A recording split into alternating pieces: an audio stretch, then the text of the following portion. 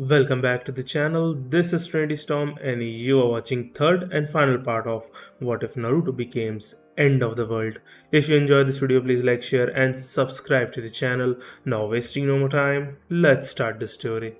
Things in the elemental countries were getting worse and worse over the next 3 years.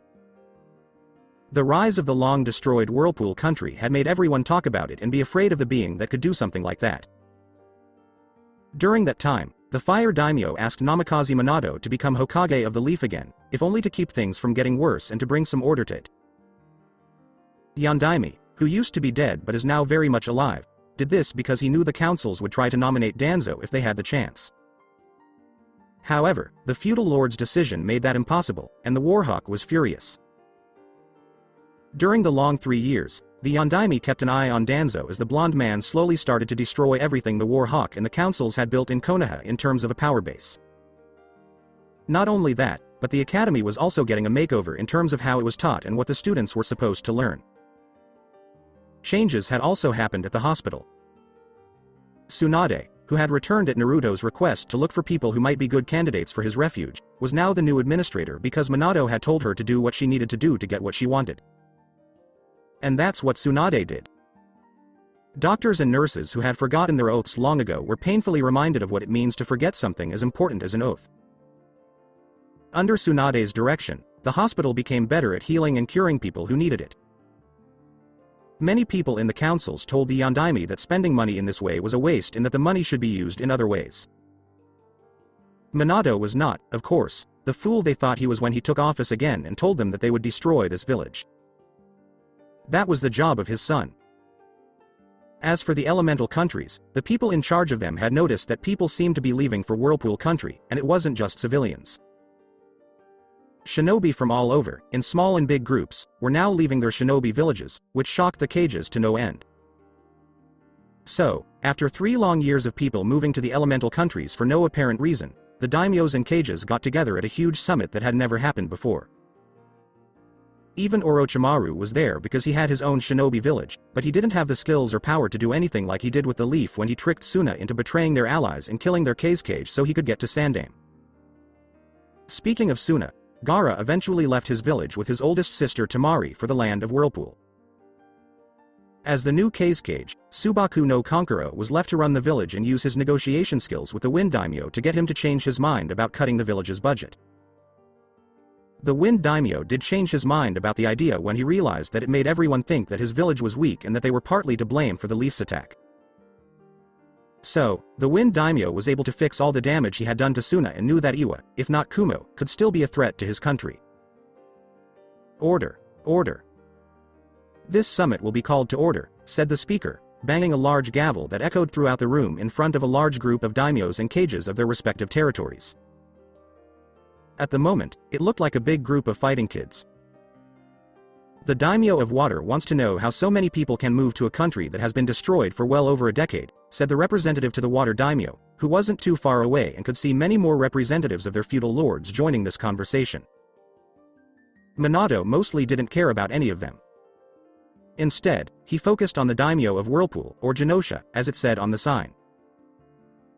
The red-haired woman looked at him like she didn't know him at all, but Minato knew that she wanted to yell at him for using their son to save an unthankful village, and she wanted to beat him until he couldn't move an inch.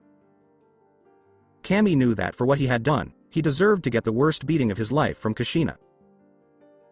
He also thought that the Leaf Village would honor his dying wish, even though the Namikaze knew this wasn't true and was foolish to think they would. Minato thought to himself, Kushina, you look as beautiful as ever, and I wish you knew how sorry I am about what happened to our boy, as he saw the woman staring at the section that represented Fire Country and doing everything she could not to attack them with the rage of a vengeful god. What bothers me is that a number of powerful beings have left their respectful shinobi villages and gone straight to this Genosha, which was once thought to be Whirlpool country. I demand an answer from the so-called daimyo of Genosha, said the Earth daimyo Abel Tamors, who was now getting looks from everyone, including a deadly look from Minato, who was staring at him with cold blue eyes.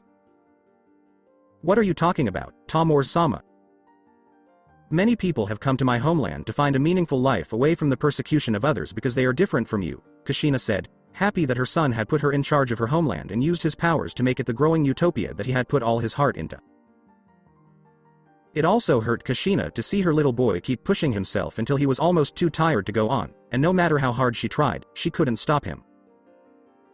In the last 3 years, she had watched Naruto grow into someone she was both proud of and afraid of.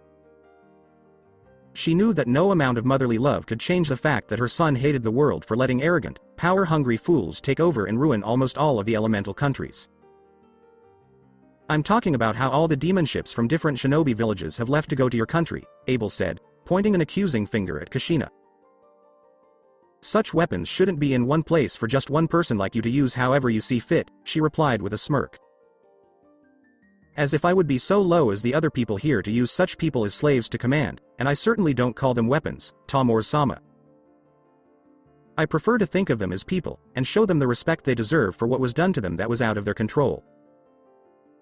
Unlike you and the Lightning Daimyo, I don't refer to them as it because they are people, not it.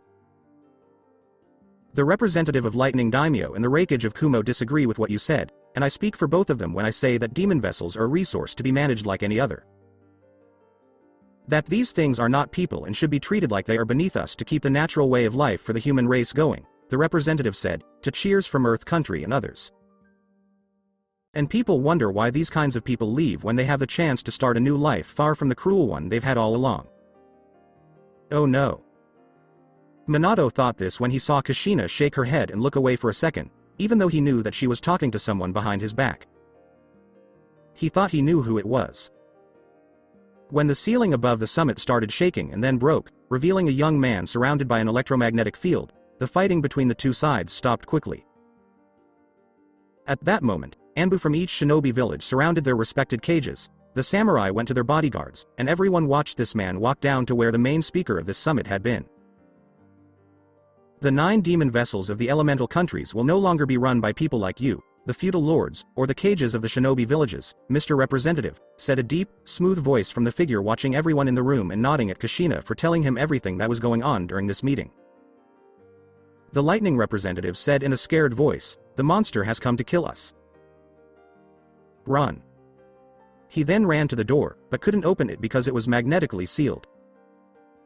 Soon, a long metal pipe from the nearby railing was wrapped around his body, and he was lifted back to his seat. "Stay in your seats until I'm done," said Apocalypse as he led the man to his seat and used a magnetic force to keep the bar from falling off of him. "With all due respect, Apocalypse-sama, why are you here at this summit?" asked the fire daimyo as he got up from his seat to avoid upsetting the young man. "Gentlemen, ladies, daimyos and cages alike. Many of you have been seeking answers to the questions that have plagued you for the last 3 years since the rise of Genosha. I am here to answer those questions and inform you all that the liberation of all the innocent people within the elemental countries has begun," said Apocalypse, as he removed his helmet to reveal his spiky hair, his whisker marks, and his intense eyes that made many shiver with fear at their power. "What do you mean by that?" asked the Raikage, who was angry that his brother and Yugito had left Kumo without telling him. "The reason I used my powers to raise the island that was my mother's homeland from the ground was to create a sanctuary for the people of the world, who have been shunned, oppressed, and hated by the arrogant fools that stand before me in this room. I personally have witnessed the barbaric nature of the human race when I was a child, as have all the other 9-tailed vessels you would so greedily use to make into weapons of war, and treat them as if they were lower than slime. I have witnessed the lives of others through their memories under your rule, as they are beaten within an inch of their already weak lives, and feeding off the scrapes that no one else wants while their spirit suffocates. I have seen others try to cast down the arrogance you have by serving you loyally to the point that they would even give their own lives to do so. Their efforts have been repaid with brutality, hatred, and further acts of oppression that no one should have to endure," said Apocalypse, as he manipulated the metal in the room to create a large TV screen that showed footage pulled from the minds of those that he saved, and broadcasting them into the screen showing Subaku no Gaara's life, Haku's life growing up before Zabuza, and his own in being beaten for reasons he didn't understand. "You and your kind are all monsters. Anyone who follows you loves monsters and should be killed, if not enslaved, for such a crime," said the Tsuchikage, who wouldn't put up with such things. He would have said more, but he felt a sharp pain in his chest. "Tsuchikage-sama, do you still have that special pacemaker that keeps your heart from collapsing on itself and keeps you stable in your old age?" asked Apocalypse, who was tempted to pull the device out of the old man's heart but instead turned it off temporarily to let the old man suffer. Please let him go, Naruto. We don't need to go to war with Iwa because they will use it to get Kumo and other people to join them in attacking us. Don't forget that Akatsuki is also after you and the others, Kushina told her son as she watched him frown a little before letting go of the pacemaker and letting the Tsuchikage recover from his near heart attack. My mission is to create a utopia where there is no more suffering, no more pain for the innocent people of the world, and give them a place where they are not hated for being different from normal people. Where they don't have to sleep with one eye open at night, where they are not beaten on their birthdays, and hated for something that was not their fault to begin with. My mission is peaceful, and to go against it would be foolish. The choice is now yours, fellow Dignita. After that, there was an eerie silence. No one knew what to say, do, or even think when they saw the man who was the closest thing to God at the moment. They were so shocked that no one noticed Kushina and her guards had left the room until a long time later. Soon after, Minato did the same thing. He wanted to find a way to talk to his separated wife in hopes of finding something they could agree on. The private quarters of Genosha Daimyo. You know, Great Yondaime Hokage, I could easily tell my guards to kill you for coming into my room without my permission and for no reason, Kushina said as she turned to face her husband with an angry look. You could, but we both know you won't because you want to talk to me yourself, and I know your bodyguards are special enough to sense even me entering your room, Minato said. He knew that if her bodyguards wanted to stop him, they would have done so long before he entered the room and thrown him out if he let them. You could always figure out what other people were doing when it came to a mission, but you had no idea about a person when it came to personal matters, and you were such a baka in the beginning of our relationship, Kushina said as she walked over to the window and looked out at the area around the summit. Yeah, I remember you almost clubbed me in the back of the head and dragged me to your place by my hair for our first date, but I have a feeling you would have given me a huge headache even without that club, Minato said as he laughed at his own joke. He looked around to see if anyone else was laughing, but Kushina's glare made him stop. Now is not the time to laugh about the past, Minato, when our son's life is in danger, Kushina told him as she saw his smile leave his face and his face become very serious. Minato asked, how is he doing? Has he gotten happier? He knew that the Akatsuki was looking for Naruto, so he had Jiraiya use his spy network to find all of its members and kill them. His personality changes from time to time. It's like he wants to be the kind young man I know he would be, but at the same time, I see him becoming what that monster tried to turn him into, and I don't know how to stop it. I see him confused about what to do, I see him smile, but his eyes don't always match the face, and there are times when he wants to be close to others but shuts them out. He's like two people stuck in one. Naruto's girls could only do so much for him. When she wasn't training or helping other people at her new job as one of the head nurses at the hospital, Haku was always by his side. Hinata was the same, since Anko had helped the girl come out of her shell, and the two of them had tried to heal Naruto's broken heart. Ino was also known as Emma Frost, and she called herself the White Queen, because she suddenly wanted to wear white clothes all the time and felt like royalty when she did. Shikamaru thought she was being annoying, so Ino used her mental powers to make the Nara think he was a 6-year-old girl. For the next few days, he could be seen wearing a dress and braiding other girls' hair. Most of the time, Tayuya stayed away from Naruto. However, when she saw him on one of his tired days, she was worried about him and told Kushina that she thought he was working himself to death. In fact, Tayuya was almost tempted to take her flute and hit Naruto over the head with it, then tie him to his bed and make him sleep for a few weeks. Kushina, I know you hate me for what I did, but you have to understand there was no one else I could trust to hold Kyuubi, and you know I'm right. You know there was no one else to ask, and if Kakashi hadn't told Danzo where you were, our son wouldn't be what he is now, Minato said as he saw Kushina turn away from him and tears running down her face. It still doesn't make it right, Minato. You took a child, our child, and turned him into a demon vessel without even thinking that your belief in the village was wrong. I know you are right about choosing Naruto, but you are still partly to blame for what happened to him, and a part of me will always hate you for it, said Kushina, whose anger at the man was lessening, but not going away completely. She was only trying to tolerate him for. I know. I keep going over and over in my head what happened the night Kyuubi attacked the leaf. I was a fool to think the village would see the light.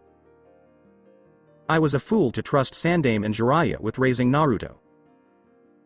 I made a fool's bet, Kushina, and I paid for it with my life, while Naruto paid for it with his suffering at the hands of the villagers. You paid for it at Danzo's hands, and I. Why not? You know what he did to me, so why can't you kill him? Kushina asked her husband as she looked at him with pure anger, making him wince. Because the Shinigami won't let me. He told me that Danzo's death would come, but not at my hands, but at the hands of the one meant to kill him, said Minato, who wanted to kill Danzo so badly but couldn't because of the death god. Instead, he had to settle for destroying the old Warhawk's plans one idea at a time. Kushina asked, did he tell you who? She was hoping that either she or Naruto would tear that man apart for what he had done. I don't know yet, but if I had to guess, I'd say you and Naruto are the best candidates for that job, Minato said, knowing that Danzo had been messing with his wife and son for too long. That damn village is still as proud as ever, isn't it? Kushina asked as she saw him flinch and look away in shame. Even though he lost the Aburame, Akamichi, Yamanaka, Nara, and Inuzuka clans. Yes. Most of the people think they can't lose because I am now their Hokage and Jiraiya is more active now that Tsunade is back in charge of the hospital. Did you know that the idiots on the councils told me to punish Tsunade for going back to Naruto's secret base with you? Ha. I gave them to Ibiki and told him to have fun with them, Minato said as he laughed at how they all cried and begged for mercy as his Anbu dragged them away. Tsunade is only back to help find people in the village who still can't move to Genosha right now, even though she's been back in the Leaf Village for almost 3 years, Kushina told her husband, and he nodded in agreement. I know her well, and you can trust me when I say she did a great job. There is one case from the Kurama clan that I haven't solved yet. A few years ago, right after the invasion, some of her family tried to kill her, but the Anbu did their job and stopped them. She got better because Naruto's psychic attack on Konoha made the Ito inside her go away for a while until I could do a proper sealing to keep it away without hurting her. Minato said, the girl is fine mentally, but her body is still too weak to move, even though Tsunade is giving her physical therapy, and I worry about her safety in the leaf. Yukumo was now making brighter paintings without genjutsu traps in them, and she wanted to apologize to her former sensei in the shinobi art if she had the chance. Kushina said, I'm sure Naruto can find a way for her to get to Genosha if I ask him to do so. She knew that Naruto was busy taking care of the island in the shinobi village there. Does he hate me still? Minato said, knowing that was also important and something he needed to know. He doesn't care about you right now. Naruto knows you're his father, but in his eyes, you're still dead, and maybe will be until the day he dies, Kushina said as she saw her son scowl when he heard Minato's name, but not as much as he did 3 years ago. Minato said, well, it's better than hating my guts, because Naruto hadn't even looked at him when the fire daimyo talked to him about all the people going to Genosha, and he wished he could talk to his son again. What's up with Jiraiya? Has he finally stopped being a pervert and started acting like a much more mature adult? Kushina said, feeling like she wanted to tear that man apart and show him how vengeful a mother can be. Well, he's still a super pervert, but since 3 years ago in Naruto's actions, the man has toned it down enough that he gets beat up every other day, Minato said as he saw Kushina getting angry at the Sannin all over again. He would have to send Tsunade a message to beat the perversion out of him. I don't want Jiraiya to be near Minato, our son. Do you get it? Kushina said, that man doesn't deserve to be Naruto's godfather. She would kill the Sannin if he even took one step on Genosha's land, and she wouldn't stop until there wasn't a single white hair on Kami's green earth. Minato smirked at his wife, Kushina, and said, like I'd let him get close to Naruto. Kushina smiled back. Watch out, Minato. With Akatsuki and Orochimaru still around, I think things are going to get tense, Kushina said as she watched Minato nod, leave the room, and slump into her chair with a sigh. At this rate, the Uzumaki woman would start to get gray hairs to replace her red ones, and the fact that her son was pushing himself so hard that he was about to pass out was only going to speed up the process. Jiraiya asked Minato, what do you mean I can't be near Naruto? The once dead man was now alive and the Hokage of the Leaf was coming back to Konoha to tell the Sannin the news. Are you getting deaf as you get older, Jiraiya? I just told you something so simple that even a mentally retarded child could understand it, and here you were questioning it. Kushina doesn't want you near her son. Period. Hell, I don't want you near him, and for good reason, since the mere sight of you will cause my son to unleash 15 years of anger on you. Do you really want that? More importantly, do you want my wife to unleash her anger? But Minato is my godson. I need to see him, teach him, and do something," said Jiraiya.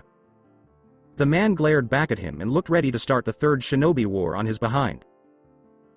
You're calling him that now? After all this time, you want to be Naruto's godparent so you can see him and maybe get his forgiveness? You don't get it, do you, Jiraiya? Naruto will know you are coming before your body leaves the nearest Fire Country seaport. He will use his powers to lift the ship you are on and then crush it like Tsunade could crush a rock in her hands. And that my old sensei is if he's... I'm sorry, Minato. It's just... I guess I never truly realized how much I've been neglectful until after all that has happened, and I want to make it right. I've seen picture that of him that leave Genosha. I've seen those blue eyes that are so cold, yet are filled a fire in them that would make Itachi piss himself, and I fear for what it is he may do, said Jiraiya, as he saw Minato look away, and at the people below in Konoha. Fear for what he might do to the world or to you in general, like what he did to that old Teme of a sensei of yours. Minato asked Jiraiya, noticing that Jiraiya was quiet. He knew it could be both, but the Sannin could have said the same thing. As Jiraiya left the Hokage's office, he thought, I need to see the kid no matter what. He planned to see Naruto no matter what. Even if it meant that he would die. Not sure where.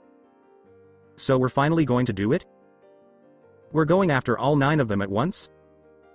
Kisame asked as he and Itachi walked to meet the others and saw Itachi nod his head in agreement.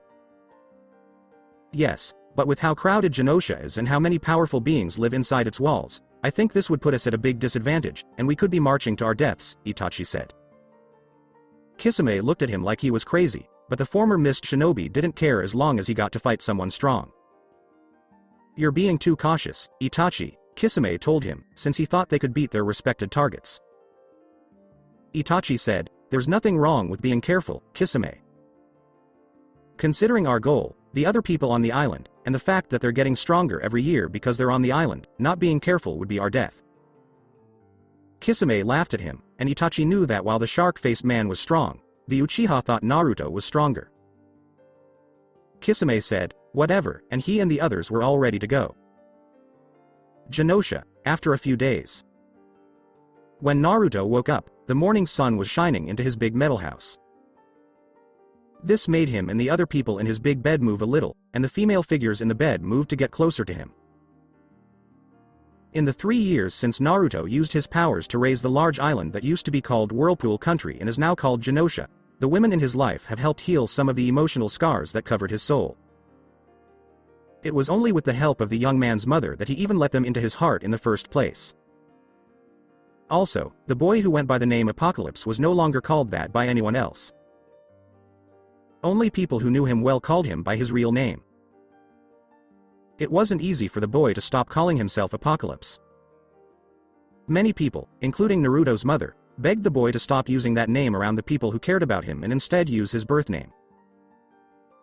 In the end, Kushina's pleading got Naruto to let that name be used around her and the people he trusted, though it was still a small group. A small group that was slowly getting bigger, but even then, trust was still hard to come by. But if there was one person Naruto could trust more than anyone else in all of the elemental countries, it was his mother, and only his mother, because they had both been through so much trouble because of Konoha. The two had been hurt by others so that those who hurt them could get something for themselves. Those who hurt them laughed and thought the two would never be strong enough to fight back. They never thought Naruto or Kushina would be a threat to their power, their authority, or their way of life, which had been in place for years. They made a mistake. Uzumaki Kushina was now the daimyo of Genosha, and her son was in charge of protecting it. They could trade with Wave Country and were allies with Mist. Her daughter was the new female Mizukage. When Naruto found out that the previous Mizukage, Yagura, who was also a member of the Nine, had been influenced by someone outside of the Nine, Yagura did the only thing he could. He quit his job and joined Naruto. The giant turtle with 3 tails gave his position to the only woman he thought was strong enough to keep it. He did this to fix what he had been made to do. The new Mizukage, Terumi Mei, took the job gladly and later admitted that she had been planning a coup against the man to finish what Zabuza had started to free Mist from the madness he had fallen into.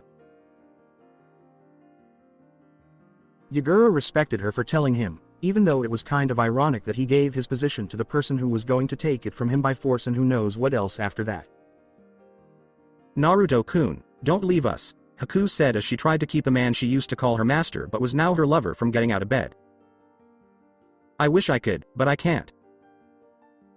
No matter what, I get up with the sun, Haku-chan, Naruto said as he gently took her hand by the wrist and kissed it, making the beautiful woman moan. Hinata, who was on the other side, said, Naruto-kun, as she looked at the young man with sleepy eyes. Ah, yes, the beautiful Hyuga girl who never questioned him and loved him with all her heart ever since they were children. When they met again, the girl was shy, but Mitarashi Anko helped her come out of her shell and be more outgoing. Hinata was still shy around Naruto, especially when she found herself in his presence out of the blue, but she no longer shook like the shy girl she used to be and could now talk to the man. Stay a little longer, Naruto-kun. We'll make it worth your time, Mitarashi Anko said in her seductive voice as she rested her head on Naruto's muscled torso and started kissing the part of his stomach that had been her pillow. Maybe there's something I can do to stay in bed. Should I say someone instead? Naruto thought this as he sighed and reluctantly sat back down on his bed with the 3 women wrapped around him. Sounds of pleasure filled the room. Even though Naruto wouldn't admit it, he liked the feeling of being loved, even though it was new to him. The young man wasn't going to miss out on it. He had already missed out on so much. Shore of Genosha after a few hours. Jiraiya let out a sigh of relief as he stepped onto the island, and he felt calm when nothing bad happened to his body. People were wondering if Naruto had left the island, let him back on, or was falling behind on his duties to keep Genosha safe. Even so, the Sannin looked around the thriving utopia that Naruto had worked so hard to make, and Jiraiya had to admit that it was a pretty impressive sight. The man didn't even get to move before chains grew out of the ground and wrapped around him. Then metal spikes grew out of the ground. The spikes then bent out of shape, making them look like screws, and each one moved dangerously close to a vital part of Jiraiya's body, so that if the Sannin moved, he would get stabbed. You were either very brave or very stupid to come here, Jiraiya of the Sannin, Naruto said as he lowered himself with his magnetic field and glared at the man. Jiraiya said, I'm sorry, Naruto. Ah. Hey. Please use your powers. I'm not here to hurt you. One of the screwed spear points was touching his right knee and was about to pierce skin. I thought my father told you not to come here, Jiraiya. My mother told him that very clearly, and I know he told you that, Naruto said. He could read the Sannin's mind, so he knew what the resurrected man had told him. Yes, Minato did. It's not the first time someone told me not to do something, but I didn't listen. I wanted to see you. What's wrong with that? Jiraiya asked as another screw-like spike touched his left shoulder. Do you have to ask? Do I need to spell it out for you? I don't want you near me. I don't want you on Genosha. I don't want you near those I care about. If you can't understand that, then maybe I should remove you from this world, and send what is left of your body to Konoha to be disposed of like the rest of the garbage, said Naruto, as he was in full apocalypse mode now, and he knew that Jiraiya knew this too. Look, Naruto, I know I didn't pay enough attention to you, and I'm sorry. Your father yells at me about it every day, and that's why I'm here, to make things right. I want to be your sensei. I can teach you everything your father knew and more, said Jiraiya, as he saw Naruto looking at him with a face that was hard to read and making the Sannin a bit nervous. Jiraiya, I appreciate your offer to teach me everything you know, but I won't take you up on it. Instead, I'll bring you before my mother to face your judgment, Naruto said when he saw Jiraiya turn pale and sweat a lot at the thought of facing Kushina. Jiraiya said, Wait. Can't we talk about this? Do you really have to take me to your mother? He didn't want to face Kushina, especially if she was going to be very angry with him. Yes, that, so-called godfather, is my punishment for you, and I don't think there's a worse punishment I can give you than for my mother to get mad at you, Naruto said as he used metal spikes to form an orb around Jiraiya and took it up into the air to show his mother. Inside the metal ball, Jiraiya was yelling for help and trying not to pee his pants. Konoha after a few days. What? Jiraiya went to Genosha? Why? Asked Homura as he stood with Koharu in front of the Yondaime. The two shinobi council members were not happy that this had happened. Minato said, Against my wishes and those of my wife in Genosha, Jiraiya-sensei went to see the boy who was to be his godson in the hopes of healing old wounds and taking Naruto on as his apprentice. He could tell from the way they were sputtering that they didn't like what he said. Well, call him back. The last thing the Leaf needs is to lose a Sannin and give that thing you call a son a chance to take away a powerful asset to the village, said Homura as he saw the Hokage scowl at him. He slowly got up from his chair and gave each old fool a cold look. I told Jiraiya not to do that, but he did it anyway. Even if I wanted him to listen to me, I doubt he would, and it's not like this is the first time he's gone against my wishes, Minato said as he saw the two angry people leave the room, probably to tell Danzo. Minato sometimes wished that the Shinigami would kill that stupid Warhawk. Palace of the Genosha Daimyo. Kushina was shocked to see her son, and she was even more shocked when Naruto walked in with a big metal ball. Her shock turned to anger when she saw Jiraiya chained up. When she asked Naruto what the Sannin was doing here chained up like a prisoner, he said he had found the man on the island and wanted to talk to him about training in the future. Kushina didn't mind that her son was learning new things, but she didn't like that the person teaching him was Jiraiya, so she wasn't in a good mood when she saw the Sannin. Naruto-kun, could you leave us?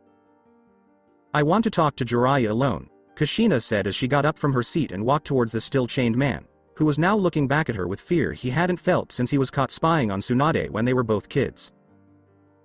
His back never fully got better after that. Yes, mother, Naruto said as he nodded his head. He then teleported out of the room so that the two could talk about some things without him. Now Jiraiya. I believe Minato spoke to you upon his return home about not coming here to see my son, and yet you are here once more defying us both. That's twice now. Twice you have dishonored our wishes and no doubt brought about painful memories with my son not being raised by those that should have been there for him. Do you know how hard it was for my son during these 3 years to open up his heart to me? To those that love and cherish him outside of myself? It took all the love and trust that I had as his mother to make it happen. Even now, those close to him, the women in his life, who love my son without question, are still trying to heal the wounds that cover his soul, and it could all be ruined by your presence here on the island. And for what? To build some kind of bridge with my son that should have been built since he was born? That bridge will never be completed and you have only yourself to blame, Jiraiya, said Kushina, as she was now standing in front of the chained Sannin, and began cracking her knuckles loudly. Please Kushina-hime. There is no need to be irrational about this. I know I screwed up, but I only came here with the best of intentions, and wished to train Naruto in my art. I even wanted him summon the toads. Gamabunta has longed to see Minato's son, and you know how he gets about these things, said Jiraiya, as he saw Kushina glaring at him, and then grabbed his throat before giving it a good hard squeeze. When I'm done with you, Jiraiya, you'll wish it was you, not Minato, who gave his life to save the leaf from Kyuubi, Kushina said as she attacked Jiraiya, causing him to scream in pain that could be heard all over the palace. Naruto is there.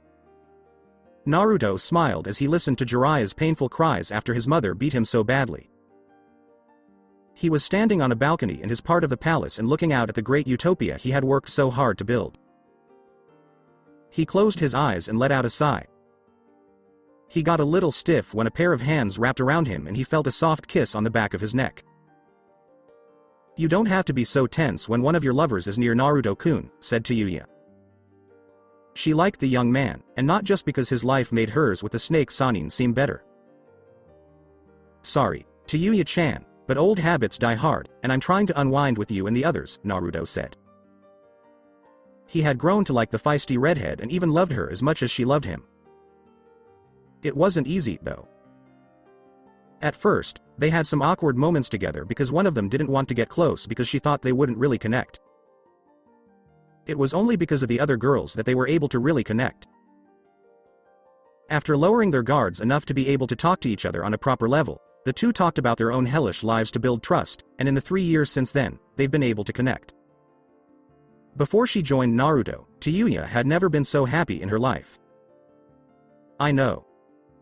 You've been through a lot, and it's hard to get close. I remember getting angry at anyone who looked at me wrong after Orochimaru Teme put that curse seal on my body, said Tayuya, who was happy to have that damn thing off of her body and could enjoy life like she should have before Orochimaru got to her. And now, here we are, two messed up people who used to attack anyone who looked at us the wrong way, holding each other close and loving every second of it, Naruto said to Tayuya as he smiled and tilted his head back carefully before kissing her, and Tayuya kissed him back. Can you imagine what our kids will be like? Tayuya asked him as she kissed him more passionately and hummed in agreement. Yeah, I can see it now.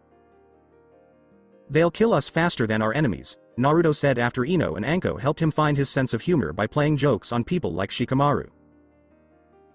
The last time Nara woke up from one of Naruto's tricks, he was in his underwear and in a chicken coop, freaking out about women from Venus coming to put a mind control device up his backside.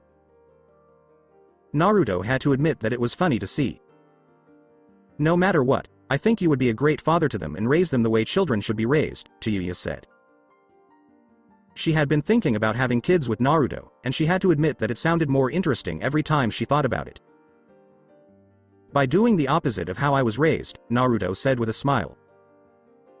I think that could work, he added, but his smile soon turned into a frown, and then his face turned red when he felt intruders coming onto Genosha.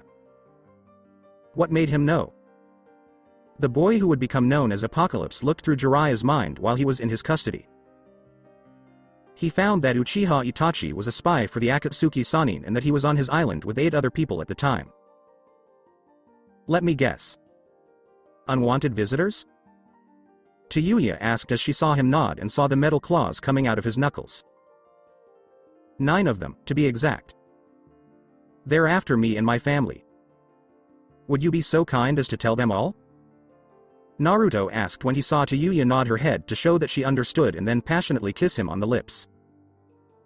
No problem. Kick them in the behind at least once for me, Tayuya said as she went to warn the other demon vessels that Akatsuki was coming and let Naruto go into what she called his apocalypse state. Beachhead of Genosha. Not a bad place, right? A good place to test my bombs, Deidara said as he looked around in amazement and grinned like a crazy person. We're not here to kill people mindlessly, Deidara. Just catch the 9 and leave it at that, said Conan, who thought the place was beautiful and had become the perfect picture of the paradise she hoped to make with her love. At least, she thought she loved him. Recently, when she got close to the man in question, he became colder and more distant. Conan thought that pain was taking them further away from what they had been trying to do from the start. It made her sad because she had tried to get close to Pain, but he kept staying far away and didn't seem to be able to show her any love anymore. Don't get your paper pants in a twist, Conan, Hidan said, ignoring the way she was staring at him. He could hear everyone laughing, except for Itachi, who narrowed his eyes as if he was seeing something he didn't like. Itachi said, "Stop fighting and keep your eyes open." He's coming, as he winced in pain and turned his Sharingan eyes back to their normal dark color. He could feel the magnetic storm that Naruto was making reaching its full form.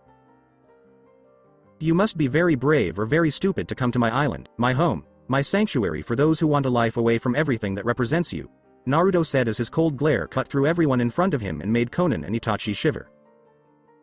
We don't want to cause trouble for the people on your island, Kyuubi vessel. If you and the others turn yourself in, we won't kill anyone in this village, Sasori said as he brought out all of his living puppets. Pain brought out his 6 paths, and the others brought out their own special skills to scare the young man even more. Are you threatening me in my own home? I see now that I will have to make an example out of your stupidity and show the world what happens when you fight the apocalypse.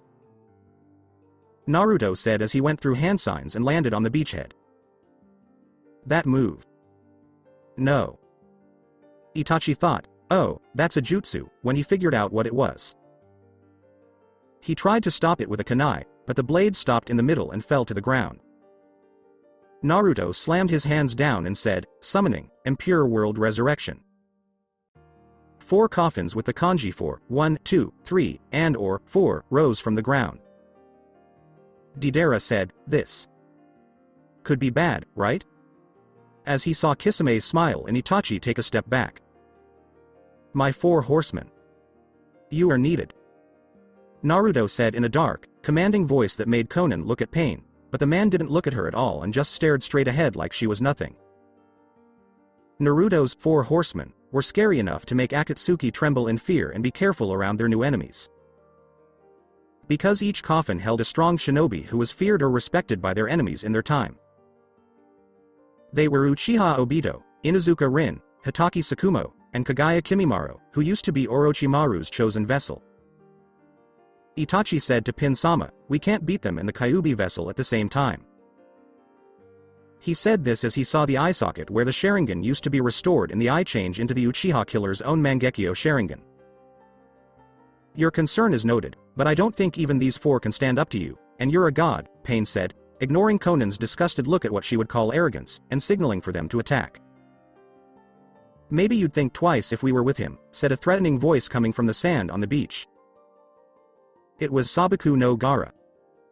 Soon after, the rest of Naruto's family showed up, all of them looking for a fight. I've told my enemies many times to stay away from me and the people I care about, but none of you seem to listen or care. Instead, you've all chosen the path of death and pain, Naruto said as he snapped his fingers and his 4 horsemen moved into action. Uchiha Obito went up against another Uchiha, Inuzuka Rin went up against Deidara, Hitaki Sakumo fought Kisame with his trusty Tonto, and Kagaya Kimimaro went up against Hidan. Even though our forces are smaller, I am more than a match for most of you here, and I will show you the strength of a true god, said Pain as he and his 6 paths moved to attack Naruto. Gaara stopped Pain's paths by controlling the sand on the beach, which he was a part of, and ate them before crushing them seconds later. Yugito asked, still think you're a god? She was wearing a black spandex-like suit that showed off her well-toned body and large breasts. With the mask on, it almost made her look like a dominatrix. Before Pain could say anything, a kunai hit the back of his head from behind. This surprised both the members of Akatsuki and their enemies, who were also shocked. I'm sorry, Pain, but I can't follow a man who has lost his way and chooses death over life, Konan said as she watched the man she loved fall to the ground dead. She took off her Akatsuki robes and hat and walked away from the group. She would no longer follow them. Kakuzu was about to teach her a lesson when he felt a pain in his chest and realized that all 5 of his hearts were beating out of control. It's hard to stop your hearts because the blood from each of them is constantly mixing in your veins. It's been good for you so far that the blood is from universal donors, but now that will be your downfall. The mix of that blood is hard to grab because of the unstable iron levels in your bodies, but it's not impossible for the master of magnetism to bend, Naruto said as he bent the magnetic field over each heart. Zetsu sees this and moves behind Naruto to hit him, but before the shinobi who looks like a plant could even try, he was stabbed through the chest by Yugura's spear, which hit the white side, and Yugito's clawed hand, which hit the black side and was covered in a blue flame that spread to the other side. While this was going on, Hitaki Sakumo pushed Kisame back. He was showing his village and his own son why he was better than the Sannin in their prime because he had saved his own friends instead of completing their mission. Kimimaro was showing why he would have been perfect as Orochimaru's prized vessel if he hadn't died from a lung disease that had been a problem for his clan for years. As he cut through Sasori's puppets and drove several bone spikes through the puppet master's puppet body, he showed why he would have been perfect for the job. Itachi didn't want to fight his dead family member who had been brought back to life and was different from the other Uchiha. In fact, he wished that more Uchiha had been like Obito from the start.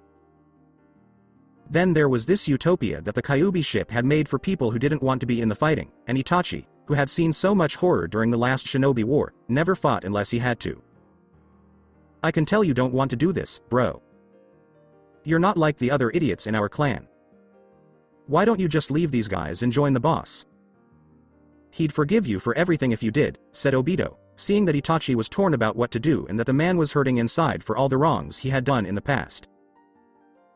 Itachi said, if only it were that easy, as he crossed kunai with Obito and found that it made him remember bad things he had done to his family in the past. Something that Uchiha Madara helped him with right after they met. You mean it's not? Come on.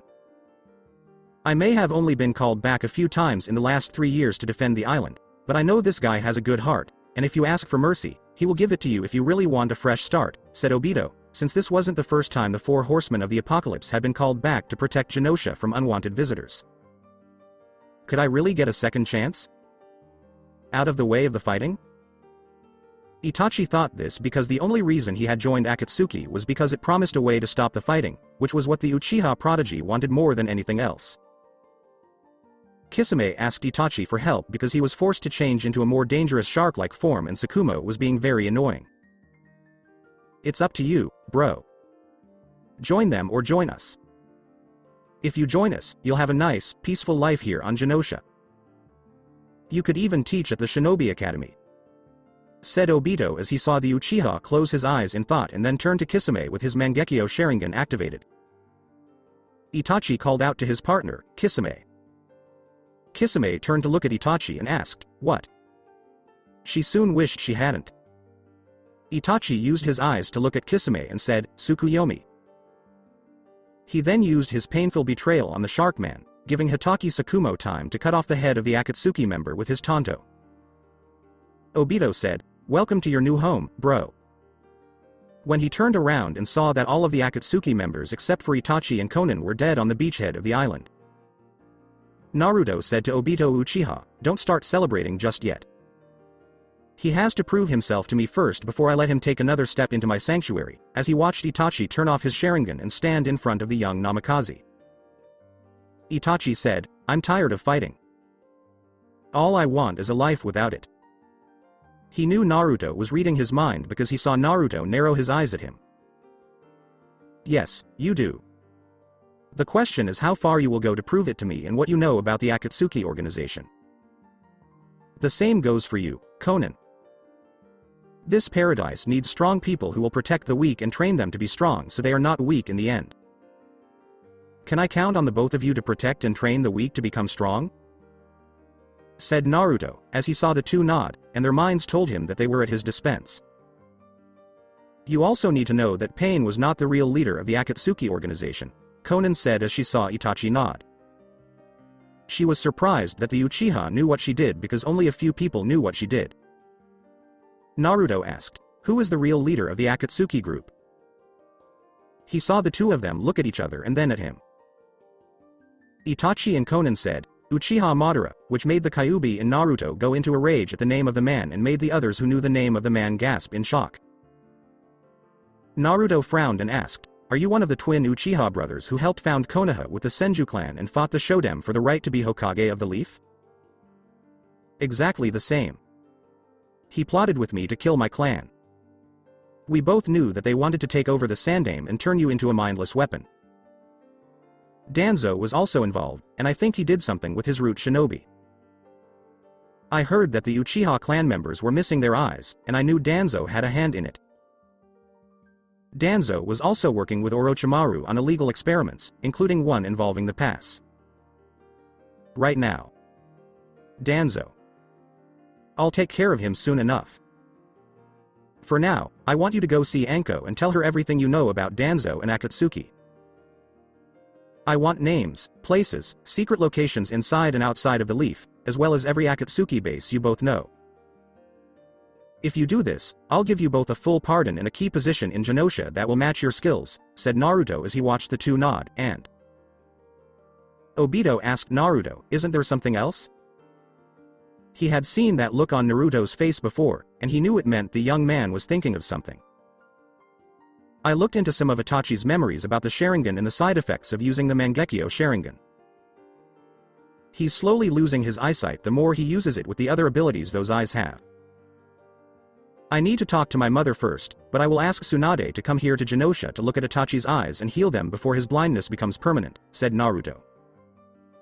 He knew that a blind Itachi wasn't as good as Glad to know there is at least one good Uchiha outside of myself still alive. Well, back to Sleep Land we go," said Obito, as he felt Naruto cancel the forbidden jutsu, but unlike what it would have been with Orochimaru, the Uchiha among the 4 horsemen, and the other 3 horsemen simply collapsed before their bodies were levitated back to their coffins, with said coffins being resealed to sink into the soil of Genosha once more. Naruto, on the other hand, didn't want to rest like his 4 horsemen would until he called them to defend the island, because he would soon have to deal with Danzo and then Uchiha Madara. Naruto didn't deal with Danzo directly for 3 years because he couldn't fully control his powers and his body needed time to adjust to them. As things moved forward with Genosha, he couldn't ignore Danzo's threat to use the Sharingan eyes he was supposed to have lost. After that, he would punish Orochimaru for his sins. And then, finally, Naruto would give Uchiha Madara his full attention. If the man was ever afraid of dying before he found a way to keep living forever, that fear would soon come back, and it would soon be joined by the fear that one person would kill the Uchiha. That person's name was Namikaze Naruto, the apocalypse of the elemental countries. Naruto sat in the well-cushioned chair, which was where he usually sat when he used Cerebro, and looked at what people outside of Genosha were thinking. He had been doing this for years because he was spying on his possible enemies to make sure that the Akatsuki, Danzo, and Orochimaru couldn't do anything to his paradise. He had been hearing them plot, scheme, and plan for so long that it made him sick to his stomach. Since the Akatsuki moved first, Naruto was able to kill almost all of them in a single, brutal fight. Now, Danzo, Orochimaru, and the real leader of the Akatsuki were the only ones left behind pain. He was Madara. Even though Naruto had guessed, like Itachi, that it wasn't Uchiha Madara, but rather a man using the name of the great and cruel shinobi from Konoha. The man who leads the Akatsuki out of the shadows is not who he says he is. A lie. A fake Madara to make his enemies afraid because of how good the real Madara was in battle. No matter who this person was, he didn't know his own name, and Naruto didn't think it was Tobi. It was such a simple name for a mastermind like this Sharingan user. People probably thought he wasn't as smart as he was because of the name he chose to use. I can no longer feel you, Nagato. You were dead, right? Or did all the injuries finally wear out your body?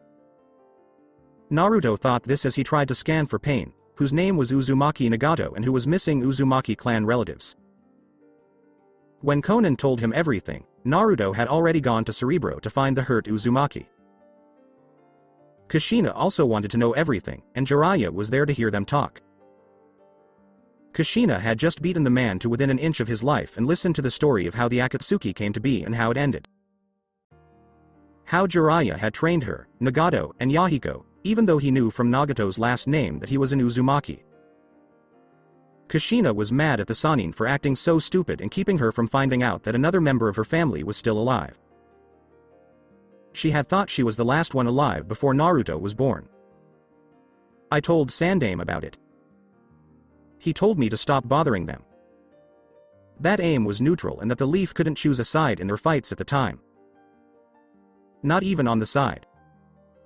Kushina, my hands were tied. Jiraiya had said that, but Naruto knew it was not true, and it had nothing to do with aim. It didn't matter, though, because aim was in ruins now. Tobi made sure of that to show he wasn't messing around and to let the elemental countries know he was taking things to a whole new level. But Tobi wasn't a fool. The man had been to Genosha more than once. Naruto was sure of this because he knew someone had briefly visited the island continent. Multiple powered Uzumaki went to each spot, but he didn't feel anything strange. He did a thorough scan of each place and found that these were just random places where the man was trying to see how long he could stay without being seen. Since then, Naruto had been busy making sure Tobi could get into Genosha at all and putting up a barrier to stop anyone from using his space-time manipulation to teleport here. Even if he did, the seals would react right away to the man and turn off the power, trapping Tobi on the island. Normally, it would be a big risk, but Naruto knew that even this fake Madara couldn't defeat every shinobi and force them onto Genosha if he wasn't there to handle things. Naruto wasn't worried about Tobi right now, though. He was more worried about the other enemies who were still alive and a threat to Genosha. Orochimaru was trying to get a new body that he could call his own at the time. Danzo was secretly putting together a group of people to take over Konoha from the Yondaime Hokage and to destroy Genosha because of how powerful it was. A power that the old Warhawk thought was Konoha's and, by extension, his to use without caring about the people it affected. Danzo didn't think of Jinchuriki as beings. He had such a small view of the world and how it worked that Naruto wanted to use his psychic powers to reach out and shut the man's mind down for good. That would be too kind, though. No. This kind of man, like Danzo, deserved to die in the most violent, brutal, and agonizing way possible. The horror of letting out the rage inside the Uzumaki was worse than anything anyone had ever thought of. After making up his mind, Naruto took off the Cerebro head unit and teleported to his mother's throne room, where he asked for a private meeting. Kushina asked, "What's wrong, Naruto-kun?" "The way you're looking at me tells me you want to do something dangerous," as she saw her son kneel down and look up to his mother for her blessing. "I need your blessing, mother," Naruto said, and Kushina frowned because she was worried about him. "To do what?" Kushina asked in surprise. Naruto said, "I want to take out my anger on Danzo, Orochimaru, and the real leader of the Akatsuki." Kushina looked worried that her only son was going on such a dangerous mission. "Why right now?" asked Kushina. "Because my powers have stabilized and grown to the point where I can now control them properly. I also used Cerebro to spy on our enemies and found out that they plan to make their own moves soon. I will not let them attack our home. I will make sure that their plans, ambitions, and armies fall before me in an act of violence in its purest form," Naruto said when he saw Kushina looking at him with concern.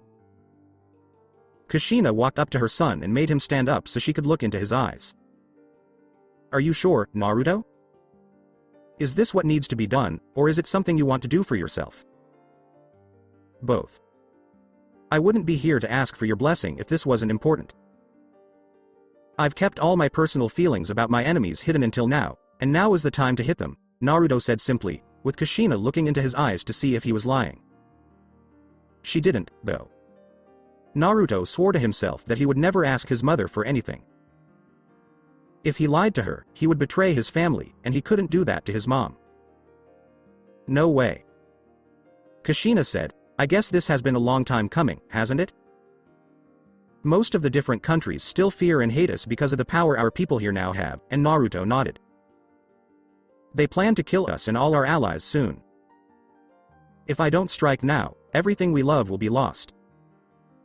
I need your blessing and your forgiveness for what I'm about to do," Naruto said when he saw Kushina smile gently at him. "Then go, Naruto. You have my blessing. Go unleash your anger on our enemies and finally bring peace to the world," Kushina said as she kissed his forehead and watched him stand up with a smile on his face before he teleported away. "Kushina-sama?" Haku asked when he walked into the room and saw that the woman with red hair was upset. "Yes, Haku-chan?" Kushina asked when she saw the woman was worried. "I'm worried about Naruto-kun. I'm getting a feeling of dread. I'm afraid he won't make it back to me and his family safely," Haku said. Kushina was also looking worried. Kushina asked, "Why?" Because she knew that Haku was always worried when Naruto was in one of his moods, and rightly so, since they always involved pushing the man to his limit. "Because I'm afraid this could be the end for him, and that this mission he's going on will be his last," Haku said, and Kushina's worry grew. Kushina asked Haku, "Do you know what he plans to do?" Haku nodded. "No, but Naruto-kun and I have been close for a long time, and we can all tell when he's going to do something dangerous," Haku said simply. "I see," Kushina said, wondering why she didn't have such a strong connection with her son. She also wondered if he was hiding something from her because he was afraid of what she might pick up on it. As if he was afraid she would be able to sense the monster he thought lived deep inside him and was the real Naruto. The one who was always kept at bay, even though he was filled with hatred, rage, and the desire to kill his enemies with the power of a god at his command. That she would finally reject him as her son and call the Namikaze a monster, like so many others had in the past. The others are worried about him, too. "What do we do, Kushina-sama?" Haku asked as the red-haired Uzumaki sighed, knowing there was nothing she could do at this point, and walked back to her throne. Unfortunately, Haku, all we can do now is wait. We wait and pray for him to come back, Kushina said, hoping that her son would come back and take out all of his anger on his enemies. Rice County Sound Village. Since his invasion at the Chunin exams to crush Konoha and kill his old sensei failed, Orochimaru has been in a very bad position. His second-in-command had left him for the Kyuubi Jinchuriki, and the Kyuubi Jinchuriki used his own strategy against him, which ironically led to the death of Yondaime of the Leaf, who was the Sandaime Hokage. Orochimaru was glad that the plan didn't go exactly as planned because he thought that if it had, the Yondaime Hokage would have killed the Snake Ninja, which would have been a pretty boring way to end the story. Still, he seemed to have to give up his troops and his right-hand man, Medic Nin, in order to save his own life. The Kyuubi Jinchuriki himself came next. He was known as Apocalypse. When it comes to having such a name, the Kyuubi has a bigger ego than the name itself. A person who brings the end. A being who said that he was so powerful that he could kill every living thing.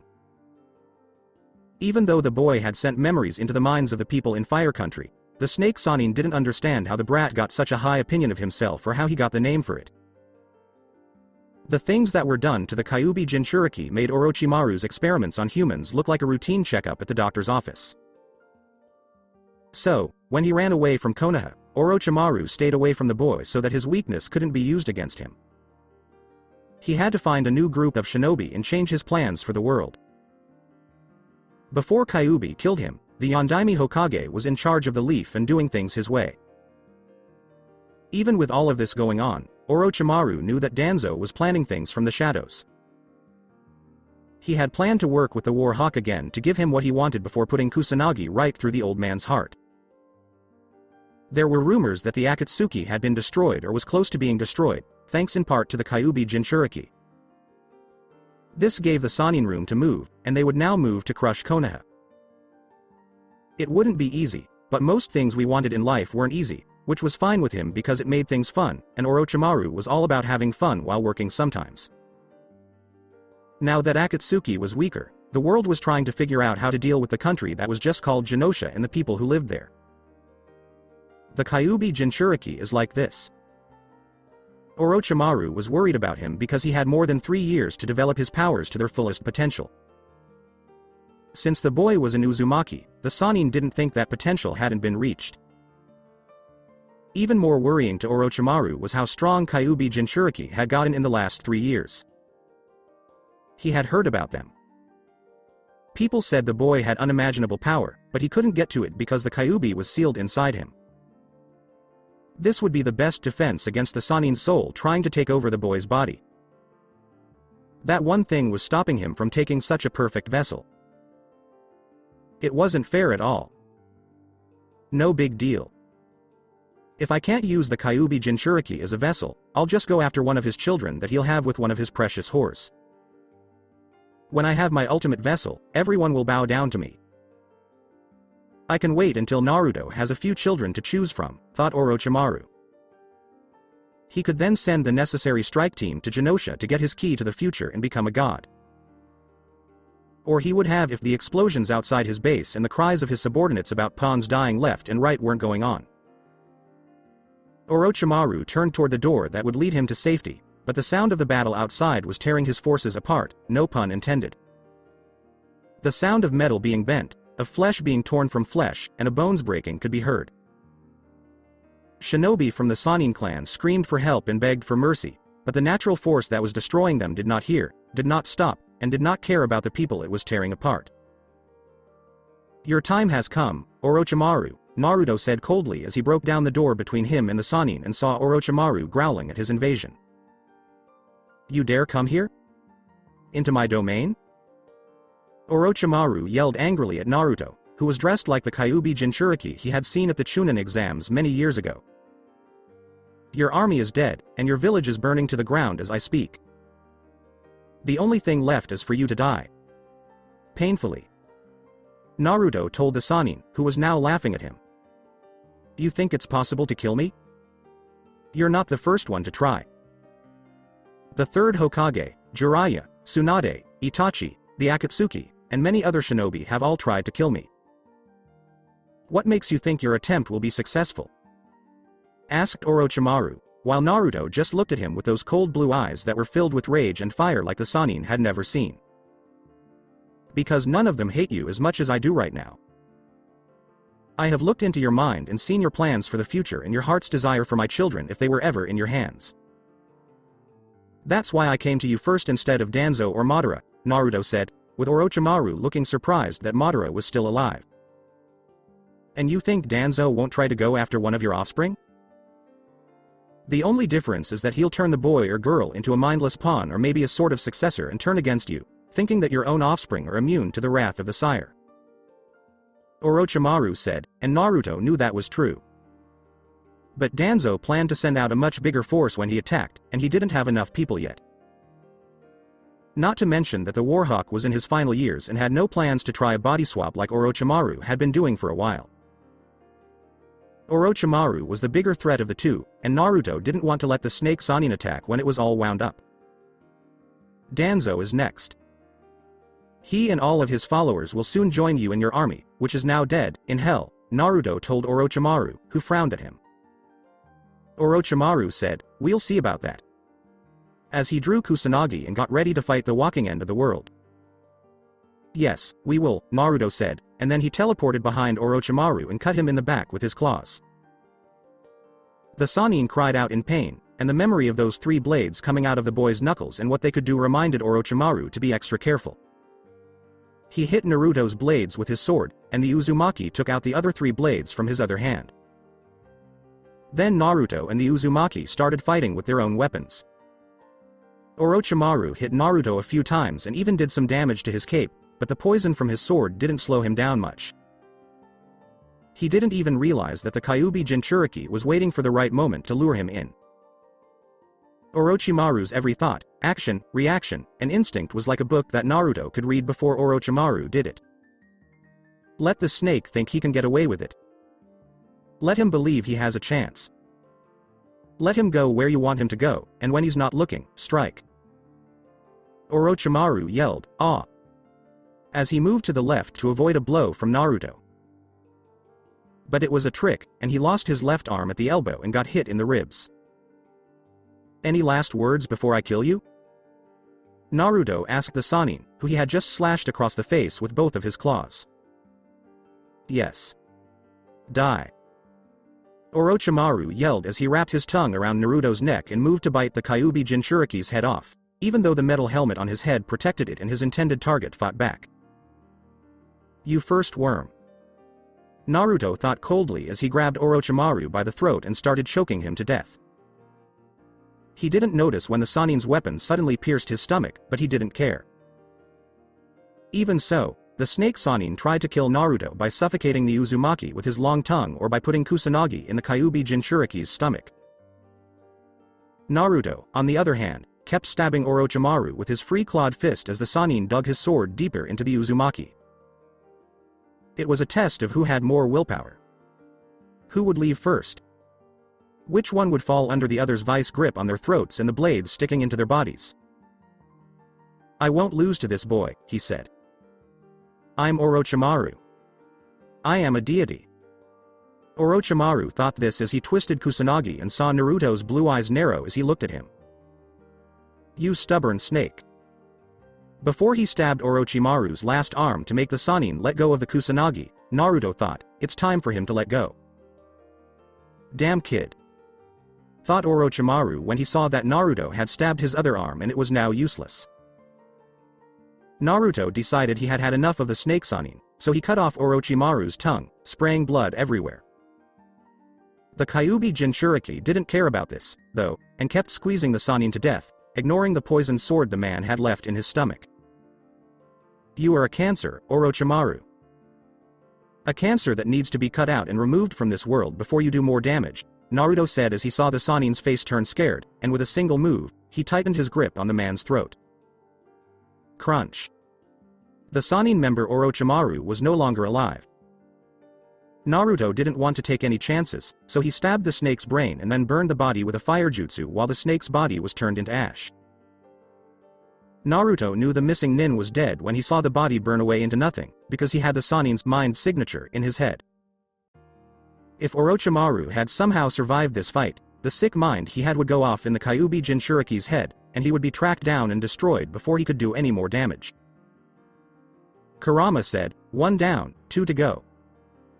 Naruto nodded to the fox and knew they would soon get their revenge. "Should we go after the next one? Who?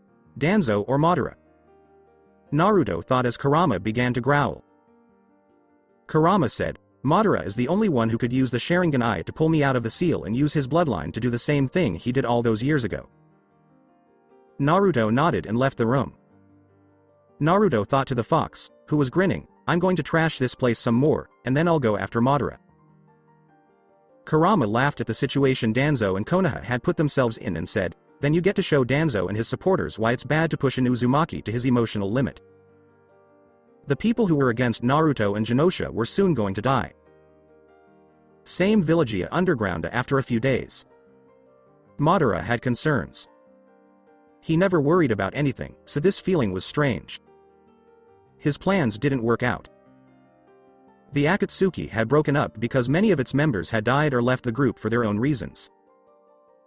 After Pain died, the only good thing that came out of this was that he lost his Rinnegan. Though it wasn't clear yet how well that would work against the Kyuubi Jinchuriki's powers.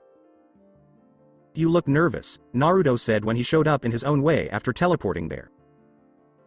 Madara asked with narrowed eyes, "You? How did you find me?" One of his eyes was the Sharingan, and the other was the Rinnegan. "I looked into your mind and saw where you were with my own eyes. After that, it was just a simple matter of being able to teleport here, and well, here I am." Naruto said with a smile, even though he was only happy to surprise the fool who had made his life so damn hard from the start. Madara said, "I see," as he reached for his sword. "I see you have something that doesn't belong to you," Naruto said as he looked at the mismatched eyes. His powers told him that Madara was smiling behind the strange mask. "Oh, you mean this? After all we've been through together, I think Nagato wouldn't mind if I had the eye. Besides, it would be a shame for such a powerful dojutsu to die out with the man who used it," Madara said, and Naruto clearly agreed with the last part. "It would be, but since you're not an Uzumaki like him and me, I'm going to have to demand that it be given to me," Naruto said when he saw Madara's eyes get narrow. Madara said, "You have a lot of nerve to ask me for something, boy, especially this eye," while Naruto laughed at him. "I'm not giving you a choice, and it wasn't a request either. I'm asking you to give me the Rinnegan Eye." "I'm telling you to give me the Rinnegan Eye," Naruto said as Madara got ready to fight. "Or you'll do what?" Madara asked, spinning his Sharingan Eye. Naruto said, "This." As he used the electromagnetic energy around him to attack the iron in Madara's bloodstream, causing a massive stroke and clotting the blood in Madara's eye sockets. What is he doing? Madara thought as his brain shut down and his vision went dark. There's a reason blood tastes metallic. It's because there's some kind of metal in it, like iron. I can control it to make it thick or thin, to clot where I want it to clot, and to cause unimaginable pain, Naruto said simply as he read the man's mind and saw the leader of the fallen Akatsuki organization trying to use his eyes against him. "You stupid boy. Damn you and all your relatives." Madara thought this when he realized Naruto could read his mind, just before he felt the Rinnegan being pulled out of his eye socket through telepathy. Soon after that, Naruto got tired of seeing Madara struggle to stay alive, so he decided to make the man's heart explode. Madara fell over dead when his heart stopped beating. His Sharingan Eye also died at the same time. His dead body began to waste away as the effects of time caught up with it, since the Sharingan Eye could no longer keep it alive. Kyuubi asked, "What are you going to do with that?" He knew that the Rinnegan Eye was perfect and dangerous at the same time. "Of course, keep it. A gift for my mother or maybe Konan, since she liked the person who used it," thought Naruto. Pain, who was Nagato to the woman who made origami, held a special place in Konan's heart, and this was all that was left of him for her to remember. Naruto took out a storage scroll and put the Rinnegan Eye in a jar filled with liquid that keeps things from going bad. He then put the jar away and took out another scroll. This one had a bomb he had made just for this room.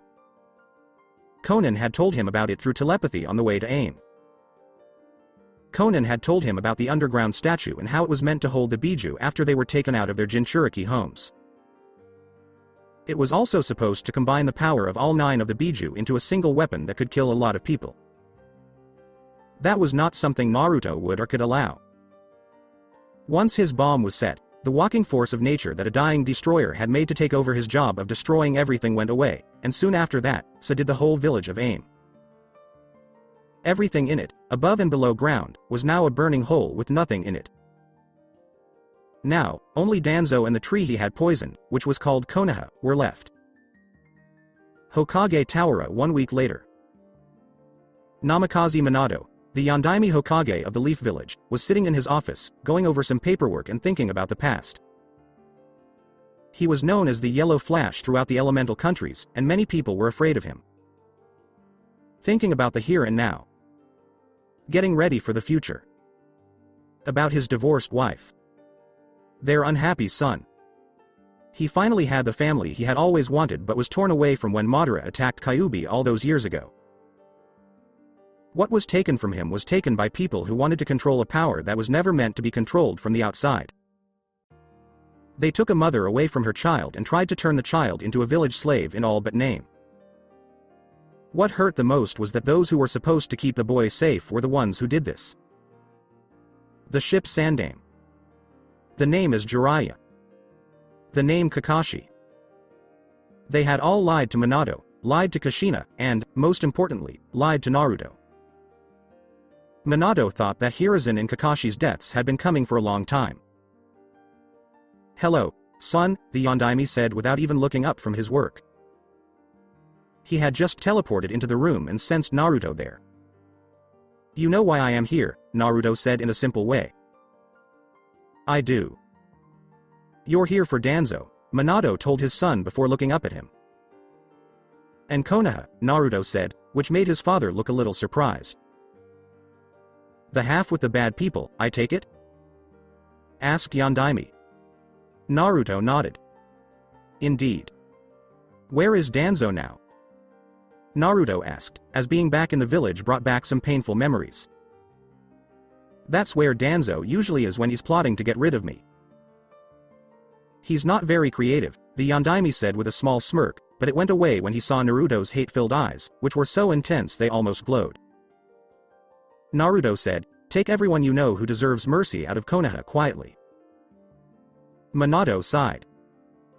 Minato asked Naruto, "Who was looking out the window at the village, and you?" Naruto asked, "What do you think?"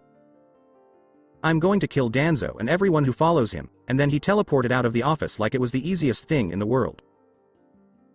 "Of course you were," Minato said to Yugo's Anbu unit before calling them to his office. After she and her team bowed, Yugo said, "Yes, Hokage-sama? It's time." Naruto was just here. "Tell Tsunade and everyone else who needs to know that it's time to leave Konoha," said Minato. The group nodded, and then they left. Moments later, Route HQ. Danzo was reading all the reports his agents had sent him about the Kyuubi Jinchuriki killing Sound and AIM. Even though the Warhawk was glad Orochimaru was out of the game, it was upsetting to hear that AIM was the next target and that the Akatsuki's main base of operations was in that village. He had heard that someone named Pain had killed Hanzo, but he didn't believe it until now. He wondered why there was a feint. Chill? Why did that send shivers up his spine?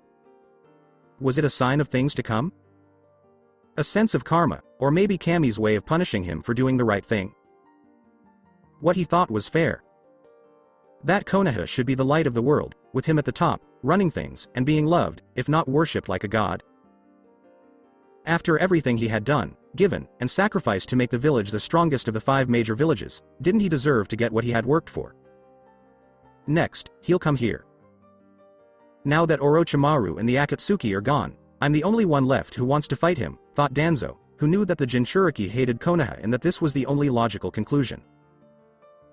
"You're so right, Danzo," Naruto said when he teleported into the man's office. Danzo yelled, "Root!" and waited for his private army of shinobi to come in and hold the Jinchuriki back long enough for him to use his secret weapons against Naruto. They won't come. I hit them all with a psychic blast that I coordinated through their minds, and they're all dead or dying. You're the only one left, Naruto said coldly, with Danzo now staring at the boy. It's impossible for that to happen, Danzo said, shocked by the thought. Yes, I went after the guards outside this base, then those they knew to be root, then those they knew, and so on, until half the base fell, Naruto said, making Danzo frown. Danzo asked, and the other half? As he moved his hand slowly to move the bandages covering his hidden arm. I found them from your mind. I know all your secrets. All your dirty dealings with Orochimaru. How you convinced the Sandaime to turn a blind eye to your actions in return for getting a piece of the rewards gained from them. I know about the transplanted Sharingan eyes in the arm with the Senju bloodline in it given through Orochimaru's experiments. I know you sold out Tsunade's little brother to the enemy to make it happen. You could only go so far with the samples from Tsunade's grandfather he had on him and offered up her little brother since preliminary blood tests you acquired showed his chances of activating such a powerful bloodline to be very high. You knew my mother was the Kyuubi Jinchuriki before me, but was unable to do anything since she never used Kyuubi's power, and therefore couldn't prove she was his vessel without proving your own illegal activities. So when you saw your opportunity to remove my mother from raising me, you began to perform a smear campaign that preyed on the people and their fears of what I hold. You wanted me to unleash Kyuubi's power, knowing it would be the perfect excuse to get me into root, and under your thumb before using me against the third Hokage in the long run, while Naruto saw Danzo seething at his secrets being exposed so easily. You were a weapon. All Jinchuriki are weapons. You are to serve your masters no matter what they ask of you. Your life is one that needs to be controlled. That is the price of the power you had sealed inside your body. Danzo said angrily as Naruto narrowed his eyes at him. I didn't have a choice. I didn't even know I had the fox sealed inside me. How can you expect me to pay the price for something I was already paying for? Naruto asked Danzo, whose eyes narrowed. It's not your job to ask questions. It's your job to follow orders. A Jinchuriki's job is to serve and never go against the people they serve, ever. Said Danzo as he took off the bandages from his face and arms since there was no point in hiding it anymore. The Shodem Hokage didn't see things that way, Naruto said simply, and Danzo just laughed at him. Danzo said, that guy was a fool. All 9 beasts were in Konoha, but he gave them to the other villages instead of using them all to take over the world. He then made wood shoot up from the ground all around Naruto to hold down the Kyuubi Jinchuriki. You have the nerve to call him a fool, and he was thought to be the strongest shinobi in the world. What a stupid thing to say. Yelled Naruto as he jumped out of his wooden cage behind Danzo and cut the Warhawk's new arm clean off. Danzo yelled, damn you. Before he had to jump back when Naruto hit him in the face with those claws covered in metal. You and the rest of Konoha have already tried that, and it didn't work. Naruto said as he used the iron in Danzo's blood to make tentacles and stab the Warhawk in the face. Danzo yelled, my eyes. As he felt the metal tentacles dig deep into his face and brain. Suffer and die, Naruto said coldly as he used his knowledge of magnetism to push the metal deeper into Danzo's brain. He enjoyed hearing the Warhawk scream in pain from the pain he was feeling. Naruto's telepathic manipulation of the man's body to make him only feel pain and nothing else didn't help the old power-hungry fool either. Naruto took away Danzo's senses of sight, hearing, taste, and smell, but he could still feel things. The man was screaming but couldn't hear himself. Danzo yelled, I may go down, but I'll take you with me. As he turned on the seals he had put on his body to make it explode and take his enemies with it. A victory in the middle of a loss. Naruto just said, what a sore loser, and then he teleported away before Danzo blew up and took his base of operations with him. At the moment in Konoha. What's going on? Someone yelled. Another person asked, what's going on? As the ground under the people of the leaf shook violently and cracks appeared, as if an earthquake were happening. When the quake was over, People looked around and saw that a few buildings had been damaged and there were cracks all over the ground. Besides that, everything seemed fine, but there was still a sense that something was wrong. Naruto yelled, "Hrmeeeee!" from above them as he used all of his magnetic powers to trap the whole village in the bubble. Someone pointed up at Naruto and said, "It's the demon." Someone else shouted, "Get the Yondaime Hokage. He'll stop the monster just like he did before.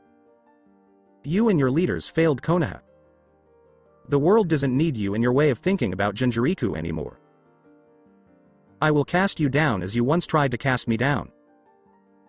Now I will have my revenge," yelled Naruto as he used all of his magnetic and psychic powers against the people of Konoha. Everything in Konoha, from its buildings and people to the Hokage monument itself, was wiped out in a flash of light that was everywhere. All that was left of the once great village was a whole 5 times the size of Konoha. This was a tribute to Kyuubi's most powerful Jinchuriki that it had ever had the honor to know. Naruto himself had heard their screams of agony, pain, and death after he had attacked them. It was quick, it was fair, and it didn't show any mercy. It had also worn me out. More so than when Orochimaru attacked during the Chunin exams years ago. As he started to fall, Naruto used what little strength he still had to teleport back to Genosha to be with his people. His mama. His relatives. His place. When Naruto teleported into her throne room and landed in a heap on the floor, Kushina almost lost it. After taking off that stupid helmet, she ran over to him and looked at him.